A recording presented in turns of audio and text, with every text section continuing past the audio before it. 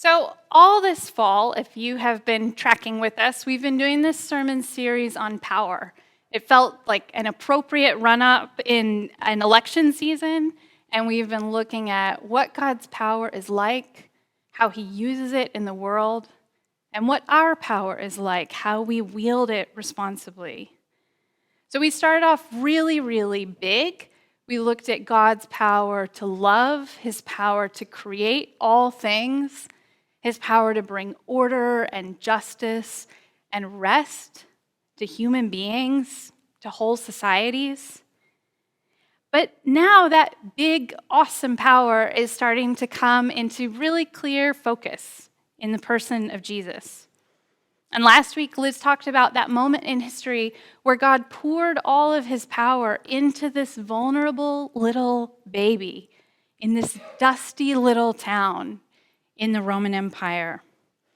And suddenly, all of this big power of God is being lived out in this kind of small time and place. And that's where we are this week. We're in that same small time and place. We're looking at the life and the ministry of Jesus on earth. We're going to get in a boat with him. We're going to ride across the lake with him. And we're going to see up close what it looks like when God's power comes into direct contact with these other powers, powers of death and darkness and isolation and oppression. So the first couple of verses from our text in Mark tell us that Jesus and his disciples crossed the Sea of Galilee over to the land of the Gerasenes. And this is like the worst nightmare scenario for a Jewish person. Because, for one, the land of the Gerasenes is Gentile territory. So in the Jewish mind, it's full of unclean people. It's an unclean land. People worship pagan gods. And there's even this big herd of pigs nearby on the hillside, these unclean animals, just to show how completely unholy and un-Jewish this place is. But this land is also a place with this long history of injustice.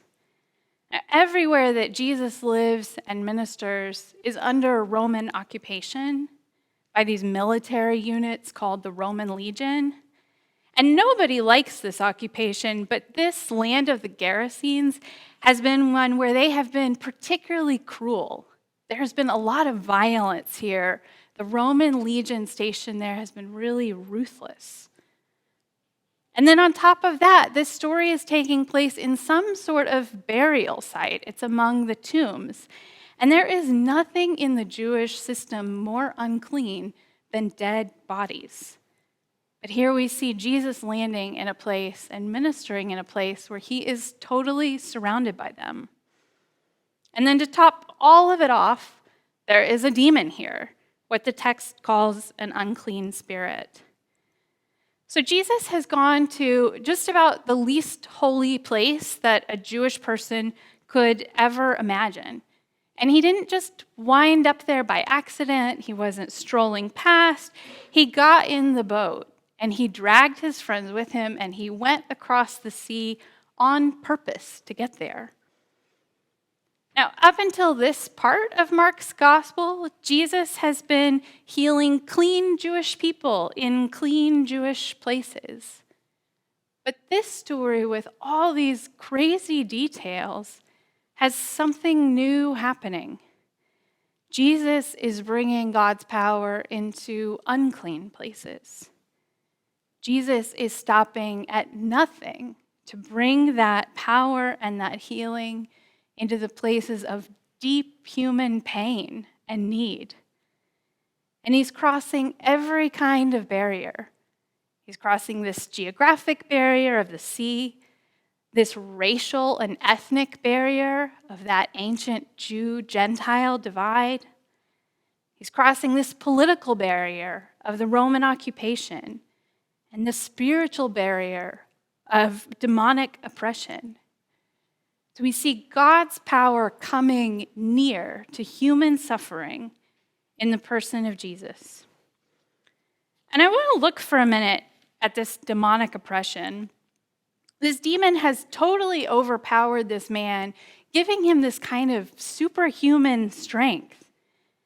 But it's not the kind of strength that enhances this man's humanity, that gives him more dignity. It makes him almost like this grotesque beast. It's like a distortion, a twisting of what his body was made to do.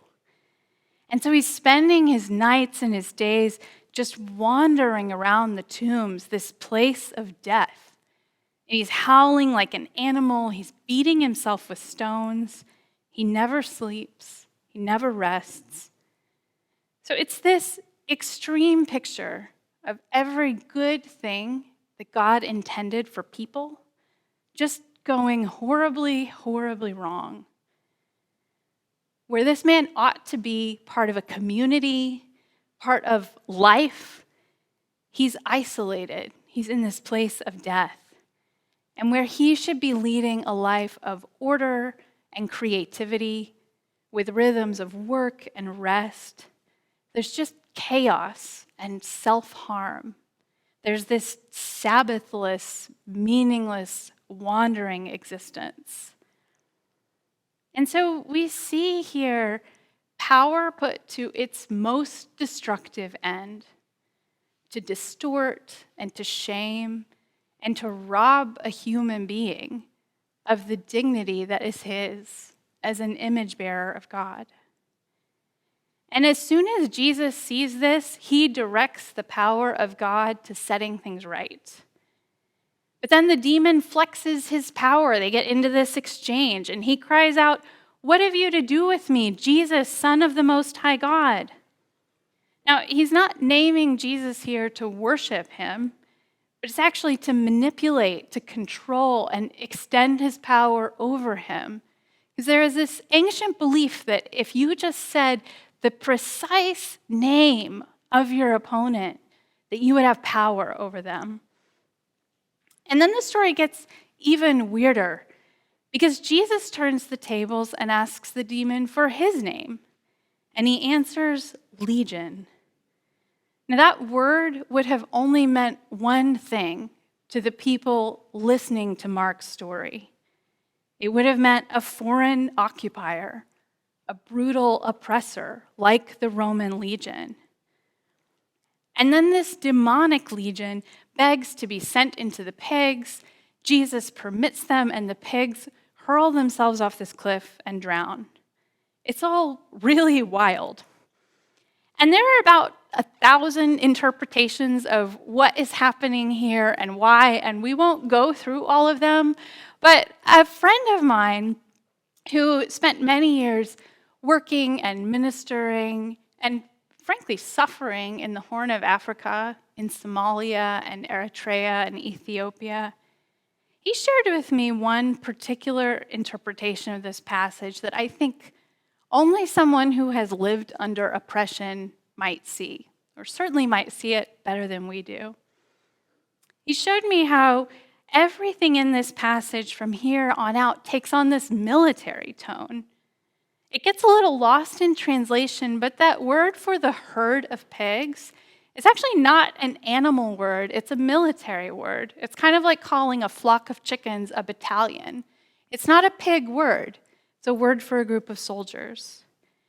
And then that language for Jesus permitting the demons to go into that herd, that's actually the language of military command, of sending troops into battle. And then when those troops get swallowed up in the sea, Mark's audience couldn't help but think of Pharaoh's army all those years ago being swallowed up in the sea in that great Jewish rescue story. The people listening to Mark tell his story would have grown up on that story, and they would have been longing year after year for their own rescue from this Roman legion. And so we get here all these hints that Jesus is bringing God's power against the powers of darkness in all its forms. Definitely in the individual, in this man whose life has been ruined. But we also get hints that he's bringing it into institutions and societies into whole structures that are corrupted and twisted and perverted. There is this Roman legion occupying the land and oppressing the people, and there is this demonic legion occupying the man and oppressing him. And Jesus is saying to both of them, your days are numbered. The power of God is coming near. And so then we see this man completely restored. He is this picture of wholeness. He is finally at rest in body and mind and spirit. He's finally able to go home, to mend all those relationships that have been torn apart. Jesus gives him a fresh, new purpose for his life, to tell his friends about the powerful mercy of God. And he gives him this small role in taking God's power deeper into Gentile territory, so that N.T. Wright even calls this man the first Gentile apostle. In this story, life has replaced death, and freedom has replaced chains, and community has replaced isolation and loneliness. And we just see order and dignity and purpose where naked wandering used to be. This is what human life is intended to be. But this has been a costly healing. There are all those pigs, all that lost food, all that lost income. It's just gone. And when God's power to heal and restore encounters the distorted powers of sin and oppression, it's always costly. It's always disruptive. And in the next few weeks of this sermon series, we'll see exactly how costly this power encounter will be for Jesus. And we'll see how costly, but how joyfully disruptive the life that he's calling us to is. But this is just all too much for the villagers. And so they beg Jesus to leave. And maybe the economic cost of healing just one man feels too high. Or maybe they've gotten so used to him wailing among the tombs that they've kind of grown numb to it, to his suffering and to the disjointedness in their community. Maybe they're scared of how this disruption to their status quo is going to feel, what it's going to mean, even if their status quo is not that great. Well, as we go into our time of silence, I want you to think about where you find yourself in this story. Maybe you're someone who needs to get in the boat with Jesus so he can help you cross a barrier. Maybe you need to cross a racial or an ethnic or a political barrier. Maybe you need to find ways to move in love toward those that you consider wrong or unclean.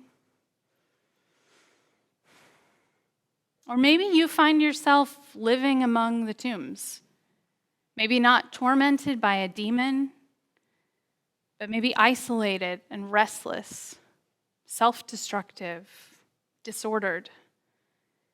Maybe you need Jesus' powerful presence to bring life. Or maybe you're on the other side of that and you've recently experienced God's power. Maybe Jesus is inviting you to tell someone about his mercy. Or maybe you're one of those weary villagers who's just become kind of numb to our status quo this year, who's just turning a blind eye to oppression and suffering because there's been so much of it in 2020. There's such a strong temptation to grow callous to it because everywhere we look, we see the image of God being distorted. Maybe you're a little bit scared of what Jesus might want to disrupt in your life. Well, I confess that I find myself floating between all of these parts of the story all the time throughout the pandemic. But as I thought about this week and this morning, I feel like I am right there among the tombs. Now, I'm not being oppressed by a demon, but I've just been so aware lately as my kids are homeschooling, as things pile up, of my own fragility, just my own restless energy, this powerful capacity of mine to hurt other people, to hurt myself. And I need Jesus' disruption. I need his forgiveness. I need his healing. I just need him to be with me. But there's good news here for me and for all of us, no matter where we find ourselves in this story.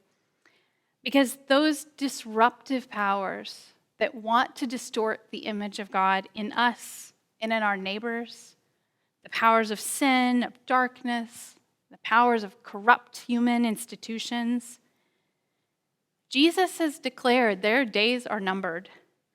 The power of God is near to us in the person of Jesus, and he is at work setting things right.